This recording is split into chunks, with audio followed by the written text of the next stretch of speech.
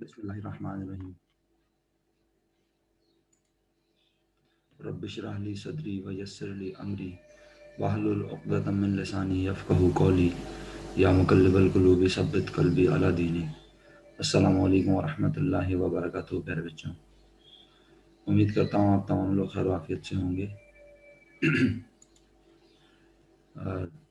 मुझे ये बताइएगा प्लीज़ कि मैंने आपको होमवर्क में जो फंड स्टेटमेंट वाला क्वेश्चन दिया था वो कौन से ईयर का था, जिसमें मैंने आपसे कहा था कि आप फंड स्टेटमेंट बना दें, वो कौन सा ईयर था?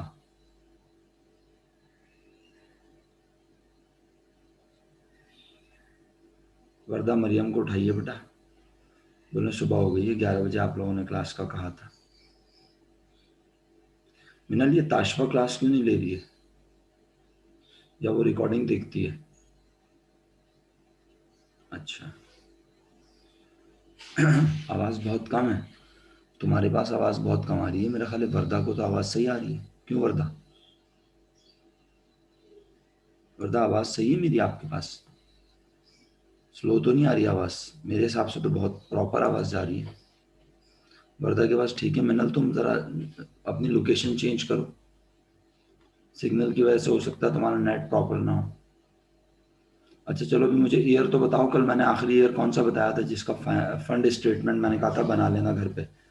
उसके बाद तुम लोगों ने बोला बस सही है, होमवर्क मत दें। और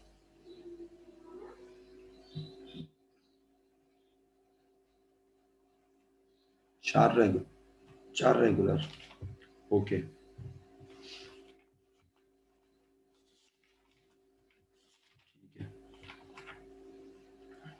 चार रेगुलर का फंड स्टेटमेंट क्वेश्चन नंबर 3। चलो चेक करने का काम तो तब करेंगे ना जब लोग हों क्लास में ज़्यादा। अभी फ़िलहाल हम और देखते हैं क्या है। चार रेगुलर के बाद पांच प्राइवेट। पांच प्राइवेट में सवाल है, लेकिन वर्किंग कैपिटल निकालना और कैश फ्लो स्टेटमेंट बनाना है।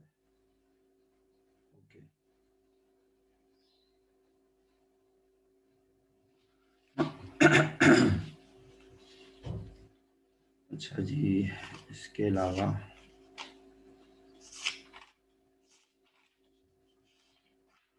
अच्छी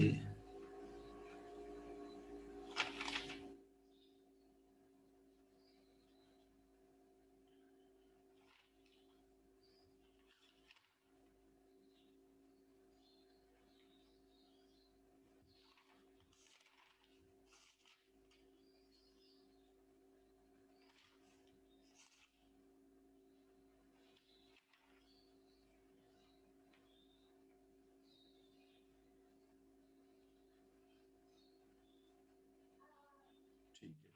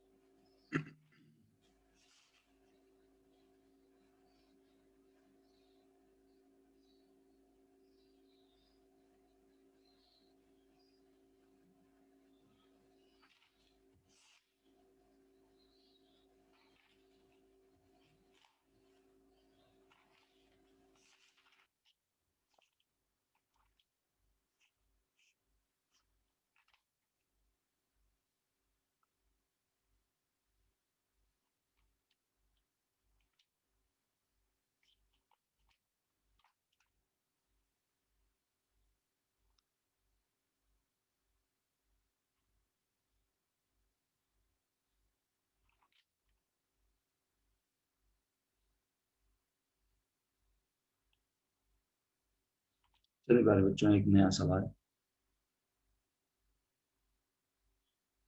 चलो बहुत अच्छा किया ये आपने minute, thank you so much. हम प्यारे बच्चों एक नया सवाल अटेम्प्ट करते हैं, और बहुत लाइटर कॉन्सेप्ट के साथ आहिस्ता आहिस्ता हमें बढ़ना है मुश्किल की तरफ। लेकिन जाहिर सी बात है, मेरी कोशिश है कि पहले आसान, और जब आसान के लिए बेहतरीन तैयार हो जाएंगे तो फिर उससे अगला स्टेप बहुत मुश्किल वाला आसान बन जाएगा। 2008 रेगुलर क्वेश्चन नंबर 4 निकाल दीजिए आप लोग प्लीज। 2008 16 प्राइवेट करवाने का कह रहे थे, अभी चेक कर लूंगा उसे, देख लेता हूँ जाके। इतनी देर मैं 16 प्राइवेट देखता हूँ, आप 8 रेगुलर का क्वेश्चन 4 देखें दोनों।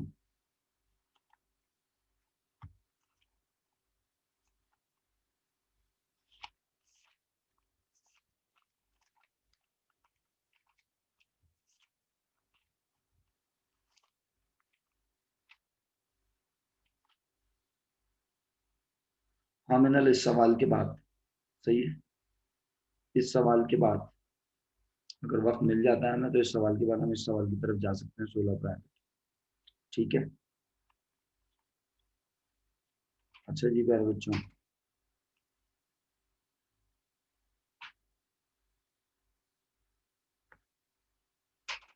अब आप मुझे बताइए इस सवाल में आपको क्या नजर आया, क्या चेंज नजर आया, क्या डिफरेंट नजर आया।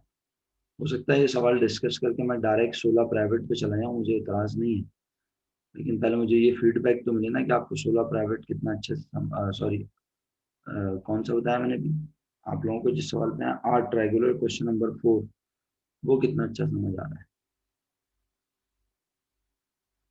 जी बता, चेंज बताइए, 8 रेगुलर में क्या चेंज है मेरा बेटा, क्या नया नजर आ रहा है। 8 रेगुलर क्वेश्चन नंबर 4, मिनल कहती है डेप्रिसिएशन। ओके, बस।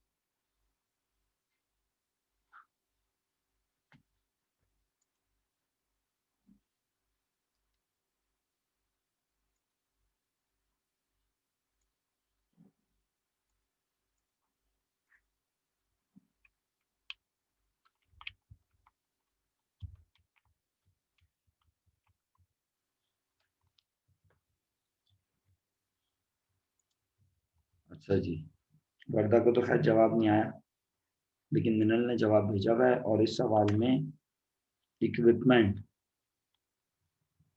अब आप लोग साथ देंगे तो फिर समझ में आएगा, साथ नहीं होगा तो मैं खाली बोलता रहूंगा तो फायदा नहीं है। मुझे इस सवाल में मेरा सारा का सारा फोकस अब प्रीमियम पर नहीं है, बल्कि मेरा सारा का सारा फोकस अब इस सवाल में सिर्फ और सिर्फ इक्विपमेंट पर है, क्योंकि प्रीमियम मैं पढ़ा चुका हूँ। राइट प्यारे बच्चों, अगर आप साथ दें तो बहुत अच्छी बात। इक्विपमेंट मेरे पास ईयर 6 में कितने रुपए का था, प्लीज।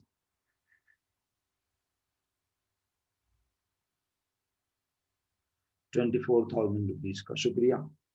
ईयर 7 में 30,100 रुपीज का है, तो मुझे क्या नजर आ रहा है, यकीनन आप उर्दू में इजाफा लिखेंगे, लेकिन अच्छा होगा अगर आप इजाफे की अमाउंट लिख के भेजें। अच्छा होगा कि अगर आप मुझे इजाफे की अमाउंट लिख के भेजें। यस एग्जैक्टली, पर अभी पर करेंगे, बट अभी करेंगे इंशाल्लाह। 6,100 रुपीज का जर्नल इंक्रीज नजर आ रहा है। कोई बच्चा मुझे क्वेश्चन में ये दो चीजें दिखा के, या कोई बच्चा मुझसे ऐसे ही पूछे चलते फिरते, सर एक कंपनी के पास, एक बिजनेस के पास इक्विपमेंट था 24,000 का, और वो साल के पहले दिन था, और साल के आखिरी दिन उसके पास 30,700 रुपए, सात नहीं 30,100 रुपए का इक्विपमेंट मौजूद है, तो सर आपके मुताबिक क्या हुआ होगा। तो मेरा जवाब आम इंसानों की तरह, आपकी तरह, आम लोगों की तरह होगा कि यकीनन उस कंपनी ने 6,100 रुपए का इक्विपमेंट,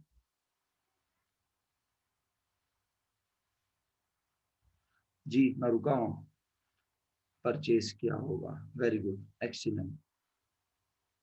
लेकिन हाँ, अब पर चलो तुम बोल दो, पर फिर क्या है पर। ये थी जर्नल ऑब्जर्वेशन, ये था वो जवाब जो हम इतनी बात पढ़ के कहते हैं कि भाई इतने का खरीदा होगा।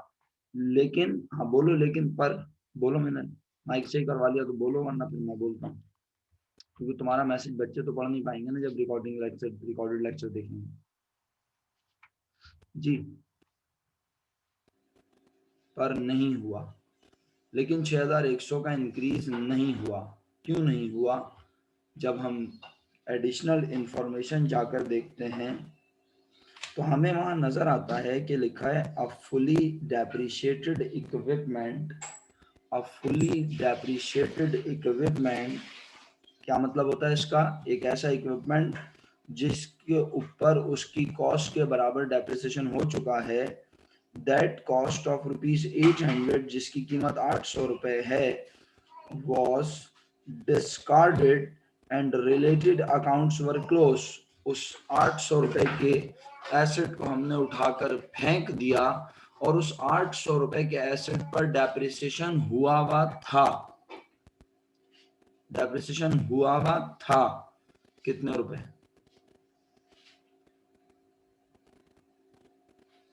800। दैट कॉस्ट लिखा ना, दैट कॉस्ट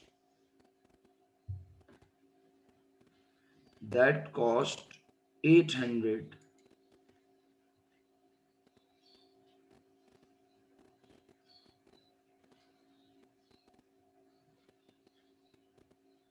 जी, वर्दा का जवाब नहीं आया।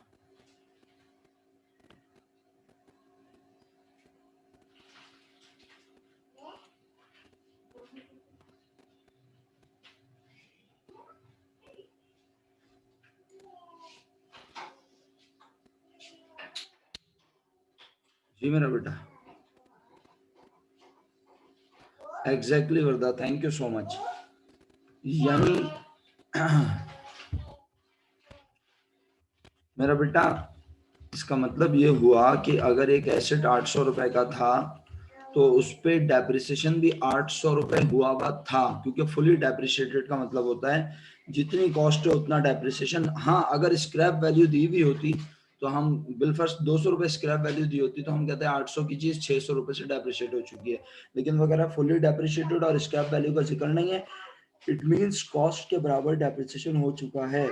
और हमने क्या किया? वर्ड वॉज डिस्कार्डेड, हमने उसे उठा के फेंक दिया। तो जब 800 रुपए की चीज हमने फेंक दी तो अब मुझे सोच के बताएं। अब मेरा जुमला बड़ा कीमती है, जो लोग बाद में सुनेंगे वो भी गौर करेंगे इस पर, रुक रुक कर आराम आराम से। अगर रिकॉर्डिंग को चलते चलते देखा तो शायद उन्हें समझना है, क्योंकि मैं तो पॉज कर रहा हूँ अपनी बात को, लेकिन वो पॉज आप अपने दिमाग में कितनी देर करते हैं ये आपके ऊपर है। मुझे इक्विपमेंट में बज़ाहिर इजाफा नजर आ रहा है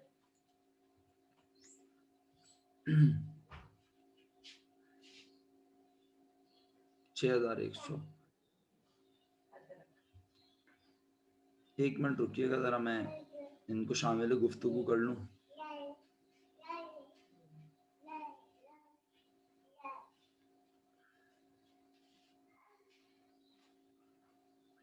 अरीशा, बहुत तेजी से ना फौरन 2008 रेगुलर क्वेश्चन 4 निकाल लो, बहुत तेजी से। मैं बहुत इंपॉर्टेंट बात कहने लगा हूँ, कहीं तुम रह ना जाना।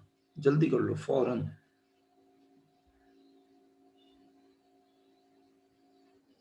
काशान, काशान जल्दी से ना, बहुत तेजी से फटाफट 2008 रेगुलर निकालो फौरन। 2008 रेगुलर क्वेश्चन 4। वैसे तो तुम लोग रिकॉर्डिंग देख सकते थे, लेकिन अभी फौरन निकालो बहुत तेजी से। 2008 रेगुलर क्वेश्चन 4। हरीशा निकाल लो तो वाई लिख के भेजो जल्दी से। काशान निकाल लो तो वाई लिख के भेजो फटाफट, मैंने इन दोनों को रोका हुआ है बच्चों को। शुक्रिया। 2008 रेगुलर क्वेश्चन 4 में मैंने अभी तक जो बातें इनको समझाई हैं वो मैं तेजी से फिलहाल कह देता हूँ, फिर ये लोग काम करना शुरू करेंगे, तुम लोग दोबारा पूछ लेना। इस सवाल में एक इक्विपमेंट है जो 24,000 रुपए का था 2006 के एंड पर, और 2007 के एंड पर वो 30,100 रुपए का है। अगर आप डिफरेंस लें तो 6,100 रुपए का इंक्रीज नजर आ रहा है। और इसका मतलब ये होता है कि हमने 6,100 रुपए, मैं यहाँ लिखता हूँ इस बात को, ऐसा करता हूँ ताकि माहौल बने जरा अच्छा, है ना। 2006 और 2007 ऐसे ही है ना, 2006 2007। अच्छा जी, 6 में एक एसेट था हमारे पास 24,000 रुपए का, और 7 में हमारे पास वो है 30,100 रुपए का। हर पढ़ा लिखा इंसान ये देख के बोलेगा कि भाई इसमें क्या हो रहा है, इसमें हो रहा है इजाफा। कितने का इजाफा हो रहा है? 6100। और इसका मतलब होता है हमने परचेज किया, खरीदा। लेकिन मेरा बेटा नीचे जाके एडिशनल इन्फॉर्मेशन का पॉइंट नंबर 1 पढ़ो, वहां लिखा है अ फुली डेप्रिशिएटेड इक्विपमेंट, एक इक्विपमेंट जिसके ऊपर पूरा का पूरा डेप्रिसिएशन हो चुका है। कितने रुपए डेप्रिसिएशन हो चुका है मेरा बच्चा? उस पर डेप्रिसिएशन हो चुका है 800 रुपए। सर कहाँ लिखा 800? उसकी कॉस्ट 800 रुपए है। और फुली डेप्रिशिएटेड का मतलब है जितनी कॉस्ट उतना डेप्रिसिएशन। 800 रुपए डेप्रिसिएशन जिस पर हो चुका है, हमने उसे उठाकर फेंक दिया, डिस्कार्ड कर दिया, वो हमारे पास से चला गया। तो इसका मतलब ये हुआ ड्यूरिंग द ईयर इक्विपमेंट के अकाउंट में सिर्फ हमें नजर आ रहा है, बोलो क्या? हमें इक्विपमेंट के अकाउंट में सिर्फ नजर आ रहा है, बोलो क्या? इतनी देर लगा दी मैंने, लिख भी दिया, तुम लोग लिख नहीं सके। इजाफा। लेकिन इक्विपमेंट के अकाउंट में सिर्फ इजाफा, इक्विपमेंट के अकाउंट में सिर्फ इजाफा।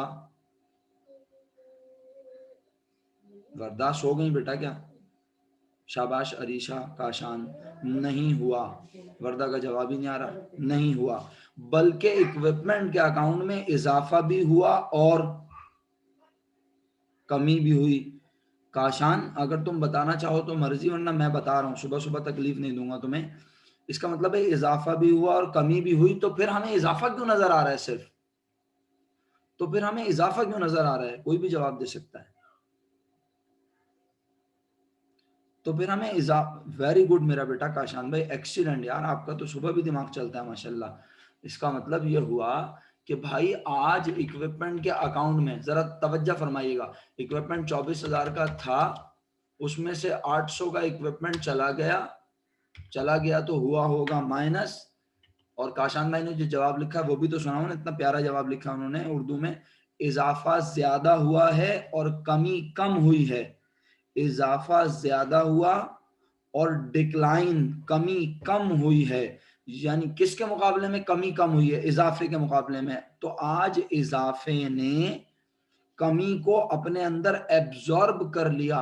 तो जो इजाफा, अब बड़ा कीमती जुमला है, करोड़ों रुपए का, तो जो इजाफा नजर आ रहा है, इसका मतलब है ये एक्चुअल इजाफा, जो इजाफा नजर आ रहा है वो एक्चुअल इजाफा नहीं है। खुश रहिए प्यारे बच्चों, खुश रहिए।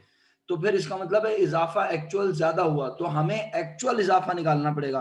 सर क्यों निकालेंगे हम एक्चुअल इजाफा? क्योंकि एक्चुअल इजाफे के बराबर हमने चीज खरीदी होगी और उतना कैश हमारे पास से गया होगा। और जो इजाफा अगर हमें अभी नजर आ रहा है, ये एक्चुअल इजाफा नहीं है, हमारे पास से इतना कैश नहीं गया। तो हमें एक्चुअल इंक्रीज निकालना है। और एक्चुअल इंक्रीज मैं आपको निकालना सिखा रहा हूं कैसे, कि अगर 24,000 की चीज थी मेरे पास और साल के दौरान 800 रुपए की चली गई, तो मेरे पास कितने का इक्विपमेंट बचा होगा, बोलो? मेरे पास कितने का इक्विपमेंट बचा होगा, बोलो? सर क्या बोले? मेरे पास बचा होगा 23,200 का। अगर 23,200 का इक्विपमेंट बचना चाहिए था, लेकिन मेरे पास तो ईयर एंड पर बच रहा है काशान भाई कितना? 30,100। तो अब मैं इन दोनों का लूंगा दोबारा डिफरेंस और कहूंगा 30,100 का अगर ईयर एंड पर है और साल का और होना चाहिए था 23,200 का, तो ये है एक्चुअल इंक्रीज। इसका मतलब है इतने रुपए से मैंने इक्विपमेंट परचेज किया। प्यारे बच्चों याद रहे, ये मैं आपको सिर्फ समझा रहा था, ये मेरा समझाने का अंदाज था, ये कंप्यूटेशनल अंदाज नहीं था। This is not the pattern of computation. अच्छा सर।